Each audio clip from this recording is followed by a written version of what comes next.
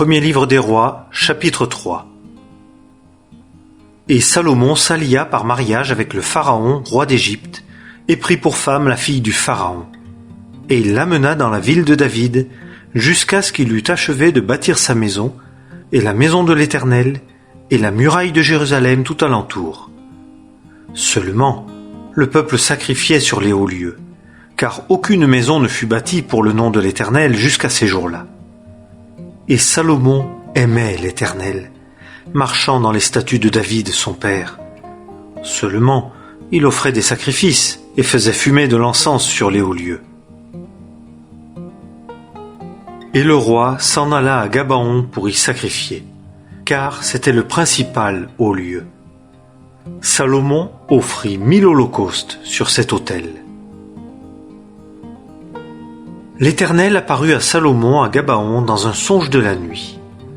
Et Dieu dit : « Demande ce que tu veux que je te donne. » Et Salomon dit : « Tu as usé d'une grande bonté envers ton serviteur David, mon père, selon qu'il a marché devant toi en vérité et en justice et en droiture de cœur avec toi. Et tu lui as gardé cette grande bonté, et tu lui as donné un fils qui est assis sur son trône comme il en est aujourd'hui. Et maintenant, Éternel, mon Dieu, tu as fait roi ton serviteur en la place de David, mon père, et moi. Je suis un jeune garçon, je ne sais pas sortir et entrer. Et ton serviteur est au milieu de ton peuple que tu as choisi, un peuple nombreux qui ne se peut compter ni nombrer à cause de sa multitude. Donne donc à ton serviteur un cœur qui écoute, pour juger ton peuple, pour discerner entre le bien et le mal. Car qui est capable de juger ton si grand peuple ? Et la parole fut bonne aux yeux du Seigneur, que Salomon eut demandé cette chose. Et Dieu lui dit : « Parce que tu as demandé cela, et que tu n'as pas demandé pour toi de longs jours, et que tu n'as pas demandé pour toi des richesses, et que tu n'as pas demandé la vie de tes ennemis, mais que tu as demandé pour toi du discernement, afin de comprendre le juste jugement. Voici, j'ai fait selon ta parole. Voici, je t'ai donné un cœur sage et intelligent, en sorte qu'il n'y aura eu personne comme toi avant toi, et qu'après toi, il ne se lèvera personne comme toi. Et je t'ai donné aussi ce que tu n'as pas demandé, tant les richesses que la gloire, de sorte qu'il n'y aura personne comme toi parmi les rois tous tes jours. Et si tu marches dans mes voies, gardant mes statuts et mes commandements, comme David, ton père, a marché, alors je prolongerai tes jours. » Et Salomon se réveilla, et voici, c'était un songe. Et il vint à Jérusalem, et se tint devant l'arche de l'alliance de l'Éternel, et offrit des holocaustes, et offrit des sacrifices de prospérité, et fit un festin à tous ses serviteurs. Alors 2 femmes prostituées vinrent vers le roi, et se tinrent devant lui. Et la première femme dit : « Ah, mon Seigneur, moi et cette femme, nous habitions la même maison, et j'accouchais, étant avec elle dans la maison. Et il arriva le 3e jour après que j'eus accouché, que cette femme aussi accoucha. Et nous étions ensemble, aucun étranger n'était avec nous dans la maison, et il n'y avait que nous 2 dans la maison. Et le fils de cette femme mourut dans la nuit, parce qu'elle s'était couchée sur lui. Et elle se leva au milieu de la nuit, et prit mon fils d'à côté de moi, pendant que ta servante dormait, et le coucha dans son sein. Et son fils qui était mort, elle le coucha dans mon sein. Et je me levai le matin pour donner à téter à mon fils, et voici, il était mort. Et je le considérai au matin, et voici, ce n'était pas mon fils que j'avais enfanté. Et l'autre femme dit : « Non, car mon fils est celui qui vit, et ton fils est celui qui est mort. » Et celle-là disait : « Non, car ton fils est celui qui est mort, et mon fils est celui qui vit. » Et elle parlait ainsi devant le roi. Et le roi dit : « Celle-ci dit : Celui-ci est mon fils qui vit, et ton fils, c'est celui qui est mort. » Et celle-là dit : « Non, car c'est ton fils qui est mort, et mon fils est celui qui vit. » Et le roi dit : « Apportez-moi une épée. » Et on apporta l'épée devant le roi. Et le roi dit : coupez en deux l'enfant qui vit, et donnez la moitié à l'une et la moitié à l'autre. » Et la femme à qui était l'enfant vivant parla au roi, car ses entrailles étaient tout émues pour son fils, et elle dit: « Ah, mon Seigneur, donnez-lui l'enfant vivant, et ne le tuez point. » Et l'autre dit: « Qu'il ne soit ni à moi ni à toi, coupez-le en deux. » Et le roi répondit et dit: « Donnez à celle-là l'enfant qui vit, et ne le tuez point. C'est elle qui est sa mère. » Et tout Israël entendit parler du jugement que le roi avait prononcé.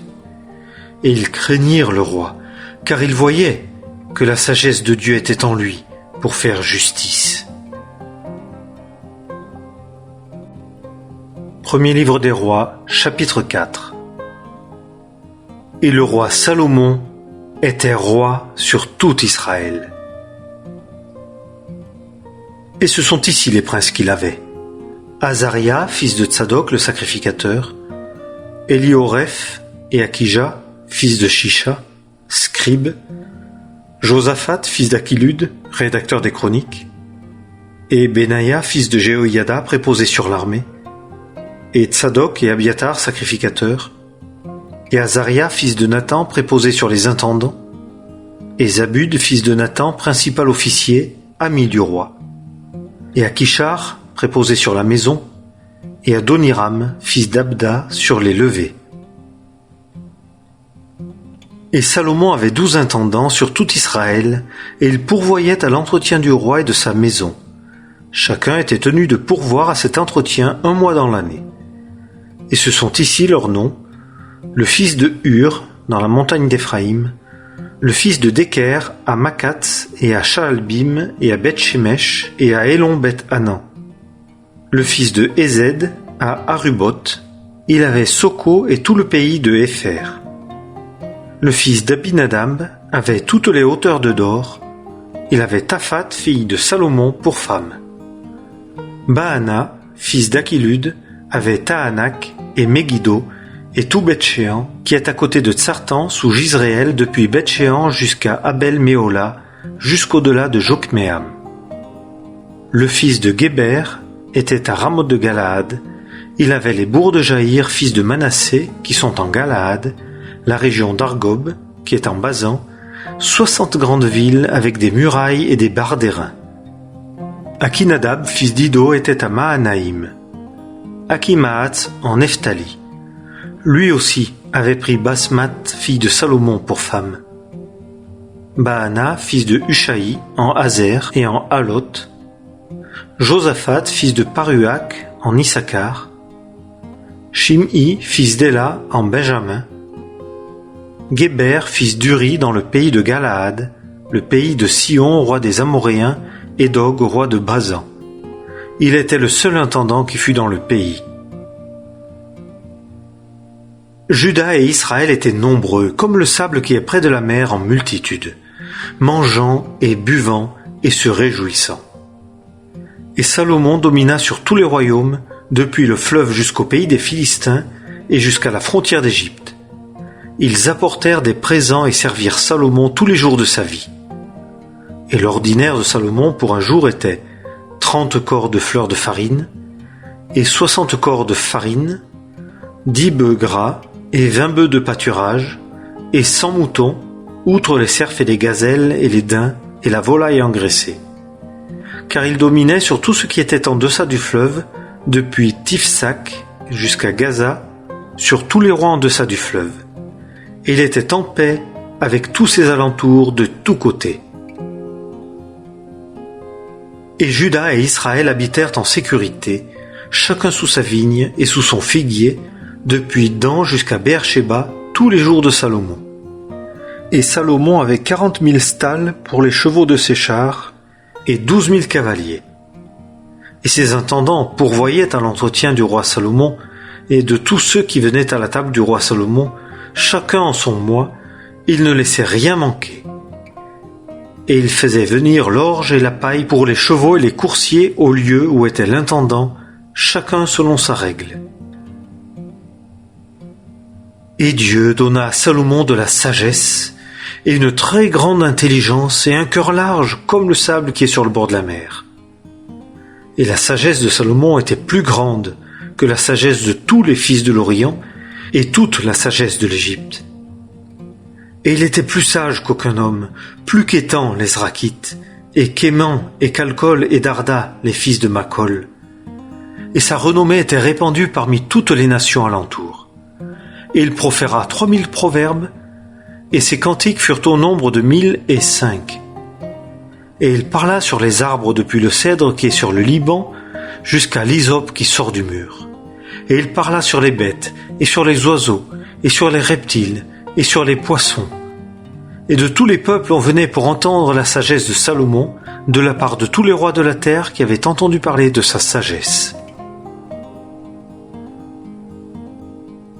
Premier livre des rois, chapitre 5. Et Hiram, roi de Tyr, envoya ses serviteurs vers Salomon, car il avait entendu dire qu'on l'avait oint pour roi à la place de son père, car Hiram avait toujours aimé David. Et Salomon envoya vers Hiram disant : Tu sais, quant à David mon père, qu'il ne put bâtir une maison pour le nom de l'Éternel son Dieu, à cause de la guerre dont ses ennemis l'entourèrent jusqu'à ce que l'Éternel l'ait mis sous la plante de ses pieds. Mais maintenant, l'Éternel mon Dieu m'a donné de la tranquillité de tous les côtés. Il n'y a ni adversaire ni événement fâcheux. Et voici, j'ai résolu de bâtir une maison pour le nom de l'Éternel mon Dieu, ainsi que l'Éternel a parlé à David mon père, disant : Ton fils, que je mettrai à ta place sur ton trône, lui bâtira une maison à mon nom. Et maintenant, commande qu'on me coupe des cèdres dans le Liban, et mes serviteurs seront avec tes serviteurs, et je te donnerai les gages de tes serviteurs, selon tout ce que tu me diras.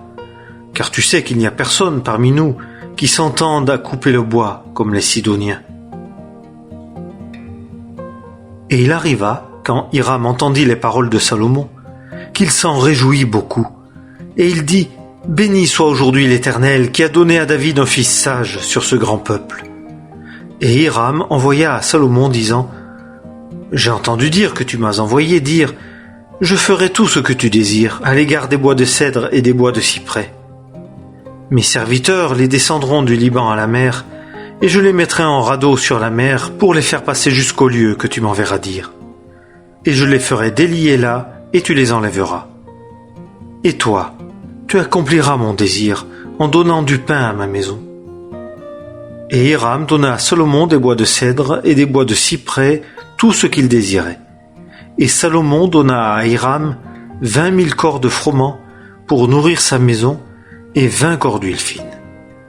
C'est là ce que Salomon donna à Hiram chaque année. Et l'Éternel donna de la sagesse à Salomon, comme il le lui avait dit. Et il y eut paix entre Hiram et Salomon, et ils firent alliance eux deux. Et le roi Salomon fit une levée sur tout Israël, et la levée fut de 30 000 hommes. Et il les envoya au Liban, 10 000 par mois, par relais. Ils étaient 1 mois au Liban, 2 mois à la maison.